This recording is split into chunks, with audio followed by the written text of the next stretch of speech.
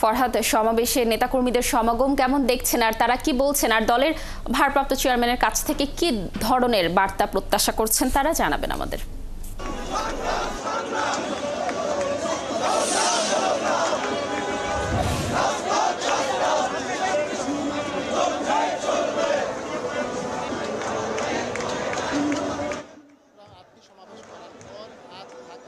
চারটি বিভাগ অর্থাৎ ঢাকা, সিলেট, ময়মনসিংহ এবং ফরিদপুর, চারটি বিভাগ নিয়ে আজ এই তারুণ্যের সমাবেশ ছাত্রদল, যুবদল এবং স্বেচ্ছাসেবক দলের আয়োজনে প্রায় 15 লাখ সমাগমের আশা করছেন আয়োজকরা।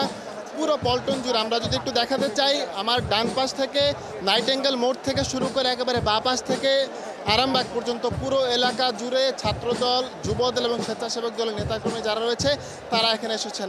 মূল উদ্দেশ্য যেই তরুণরা ফ্যাসিস্ট সরকারকে বিদায় করেছে সেই তরুণদের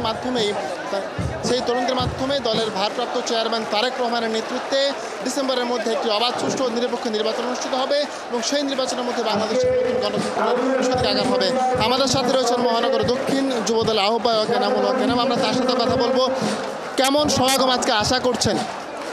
আমি আশা করছি আসলে আমাদের আশার চেয়ে বেশি হবে, লক্ষ লক্ষ লোকের সমাবেশ হবে। আশা করি 10 লক্ষ ছাড়িয়ে যাবে তরুণের এই সমাবেশে, 10 লক্ষাধিকের চেয়ে বেশি তরুণের সমাবেশ ঘটবে। আজকে কি ধরনের নতুন পরিকল্পনা, দিক নির্দেশনা আসতে পারে? কেমন দিক নির্দেশনা আসতে পারে আজকে আশা করছেন? আসলে নির্দেশনা অবশ্যই আমাদের নির্দেশনা আসবে। নির্দেশনাটা হলো আমরা যেভাবে যে বিলম্বিত করা হচ্ছে, ক্ষমতায় থেকে ক্ষমতাকে দীর্ঘায়িত করার চেষ্টা করা হচ্ছে, মানুষের ভোট অধিকার নিয়ে নির্দেশনা আসবে। ভোট আদায় করার জন্য সেই কর্মসূচির নির্দেশনা আসতে পারে বলে আমি আশা করতেছি। অনেক ধন্যবাদ আপনাকে, অনেক ধন্যবাদ। আমরা শুনছিলাম মহানগর দক্ষিণ যুবদলের আহ্বায়ক কথা। তিনি বলছিলেন যে লাখ লাখ সমাগম আজকে আশা করছেন, তবে আমাদের কাছে কেন্দ্র থেকে আমাদের কাছে নির্দেশনা আমরা জানতে পেরেছি যে অন্তত পক্ষে 15 লাখ সমাগম হবে চারটি বিভাগের। সকাল থেকে দুপুর 2টোয় আজকে এই সমাবেশ হওয়ার কথা থাকলেও একেবারে সকাল থেকে পল্টনের এই ময়দান, কেন্দ্রীয় কার্যালয়ের পাশে যে ময়দান রয়েছে, পল্টনের এই রাজপথ, দুপাশে জনসমাগম একেবারে পরিপূর্ণ।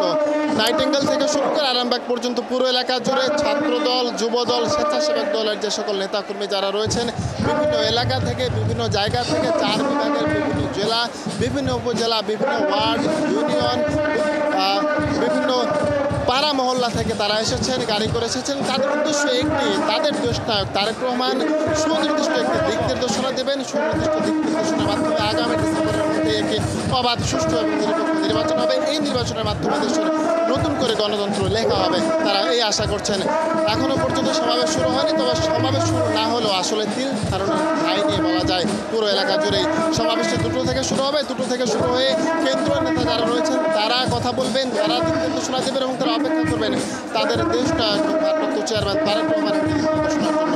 এখনও পর্যন্ত সমাবেশ শুরু হয়নি, তবে সমাবেশ শুরু হওয়ার আগ পর্যন্ত আমার কাছে এই ছিল সর্বশেষ।